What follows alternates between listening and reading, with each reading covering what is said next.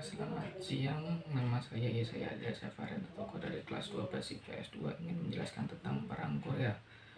Perang Korea adalah perang yang terjadi antara Korea Utara dan Korea Selatan dari tahun 1950 hingga 1953. Perang dimulai pada tanggal 25 Juni 1950 ketika Korea Utara menginvasi Korea Selatan, menyusul bentrokan di sepanjang perbatasan dan pemberontakan di Korea Selatan.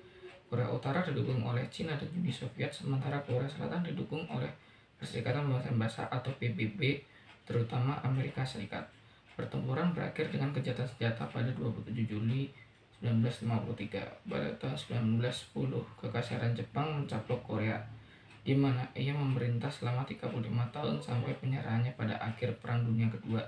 Pada tanggal 15 Agustus 1945, Amerika Serikat dan Uni Soviet membagi Korea sepanjang paralel ke-38 menjadi dua zona pendudukan. Soviet mengatur zona utara dan Amerika mengatur zona selatan. Pada tahun 1948, sebagai akibat dari ketegangan perang dingin, zona pendudukan menjadi dua negara berdaulat. Sebuah negara sosialis, Republik Rakyat Demokratik Korea, didirikan di utara bawah kepemimpinan komunis totaliter Kim Il Sung, sementara negara kapitalis Republik Korea didirikan di selatan di bawah kepemimpinan autokratis otoriter Syngman Rhee. Kedua pemerintah dari dua negara baru Korea mengklaim sebagai satu-satunya pemerintah yang sah di seluruh Korea, dan tidak ada yang menerima perbatasan sebagai permanen. Pasukan militer Korea Utara (Tentara Rakyat Korea) melintasi perbatasan dan melaju ke Korea Selatan pada tanggal 25 Juni 1950. Dewan Keamanan PBB mengecam langkah Korea Utara sebagai invasi dan mengizinkan pembentukan komando PBB dan pengiriman pasukan ke Korea untuk mengusirnya. Uni Soviet memboikot PBB karena mengakui Taiwan atau Republik Tiongkok sebagai Tiongkok dan Cina atau Republik Rakyat Cina di daratan tidak diakui oleh PBB, sehingga tidak dapat mendukung sekutu mereka Korea Utara. Pada pertemuan Dewan Keamanan, 21 negara Perserikatan Bangsa-Bangsa akhirnya berkontribusi pada pasukan PBB dengan Amerika Serikat menyediakan sekitar 90% personel militer. Setelah 2 bulan pertama perang, tentara Korea Selatan atau ROKA dan pasukan Amerika dengan tergesa-gesa dikirim ke Korea berdasarkan titik-titik kelemahan, mundur ke area kecil di belakang garis pertahanan yang dikenal sebagai perimeter Pusan.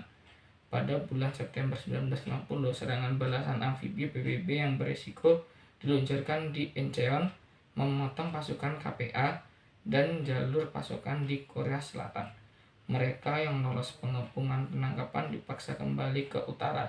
Pasukan PBB menginvasi Korea Utara pada Oktober 1950 dan bergerak cepat menuju Sungai Yalu, perbatasan dengan Cina. Tetapi pada 19 Oktober 1950, pasukan tentara sukarelawan rakyat atau PVA Cina melintasi Yalu dan memasuki perang. PBB mundur dari Korea Utara setelah serangan fase pertama dan serangan fase kedua. Pasukan Cina berada di Korea Selatan pada akhir Desember. Dalam pertempuran ini selanjutnya Seoul ditangkap 4 kali dan pasukan komunis didorong kembali ke posisi sekitar paralel ke-38 dekat dengan tempat perang dimulai. Setelah ini front menjadi stabil dan 2 tahun terakhir adalah perang gesekan. Namun perang di udara tidak pernah menemui jalan buntu. Korea Utara menjadi sasaran kampanye pengembangan besar-besaran AS. Jet tempur saling berhadapan dalam pertempuran udara ke udara untuk pertama kalinya dalam sejarah, dan pilot Soviet diam-diam terbang untuk membela sekutu komunis mereka.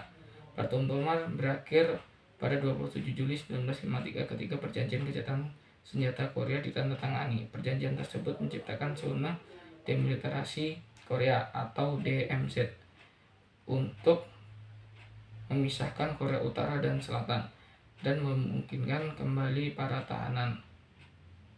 Namun tidak ada perjanjian damai yang pernah ditandatangani, dan kedua Korea secara teknis masih berperang, terlibat dalam konflik yang membeku. Pada bulan April 2018, para pemimpin Korea Utara dan Selatan bertemu di DMZ dan setuju untuk bekerja menuju sebuah perjanjian yang secara resmi mengakhiri Perang Korea. Perang Korea adalah salah satu konflik paling merusak di era modern. Sekitar 3 juta korban jiwa perang dan jumlah korban sipil yang proporsional lebih besar daripada Perang Dunia Kedua atau Perang Vietnam. Itu menyebabkan kehancuran hampir semua kota besar Korea, ribuan pembantaian oleh kedua belah pihak, termasuk pembunuhan massal puluhan ribu tersangka komunis oleh pemerintah Korea Selatan, dan penyiksaan dan kelaparan tawanan perang oleh Korea Utara. Korea Utara menjadi salah satu negara yang paling banyak dibom dalam sejarah. Selain itu, beberapa juta warga Korea Utara